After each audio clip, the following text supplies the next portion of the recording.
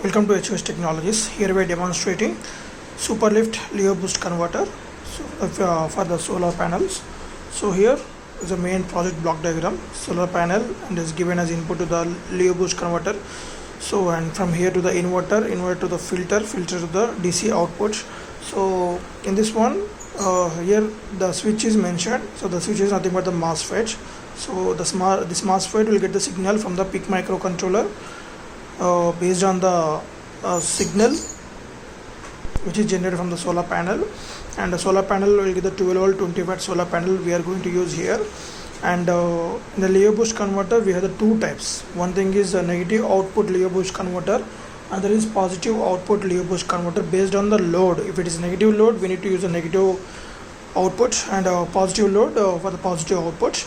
So we are using battery as a positive output, so that we are using the positive output Leo Boost converter. So let us see the operation of this Leo Boost converter. So whenever the switch is on, nothing but the MOSFET is on. So here the MOSFET. So when the MOSFET is switched on, this inductor will get charged as well as this capacitor will get charged. So when it is off, it will be discharged and is given the voltage to this load. So main difference between the boost converter and Leo Boost converter is, so it will give the geometric progression in increasing the voltage. Normal boost converter will not give that regression voltage, that is progression voltage one. So in this one, geometric progression will be there in the voltage increasing. So the main difference between the DC to DC converter and Leo Boost converter. Leo Boost converter is also one kind of DC to DC converter. So we are getting the DC voltage of 12 volts, and before switching on the kit we need to do the connections. So one connection is this input as board here also, solar in, and this is the battery. So though we are providing the other extra battery charging circuits, so externally from 230 volts you can charge this battery. So here wrote B, so just unplug this and plug it here. So keep this for 8 hours, then only the battery will get fully charged. So switch on this one, so automatically the battery will get charged. So after 8 hours, switch off this and connect it to the main system. So here is the inductor according to circuit diagram, and a capacitor, two diodes. The diode's purpose is it will not allow when the capacitor is charged, this diode will block the capacitor discharging. This capacitor also discharging. So it will allow the only voltage towards the output, to the load, towards the load. Okay, and PIC microcontroller, when you switch on this PIC microcontroller, this LED will blinks continuously. It's indicating the input signal to this Leo Boost converter. So we are using PIC microcontroller. So this is a reset button and a capacitor. Reset button purpose 10 kilo ohm resistor, and power indication LED, and 3 ohm resistor, and this is the programming LED, and PIC 16F72 is a microcontroller. These 5 pins are a programming pins. We will load the program into this PIC microcontroller.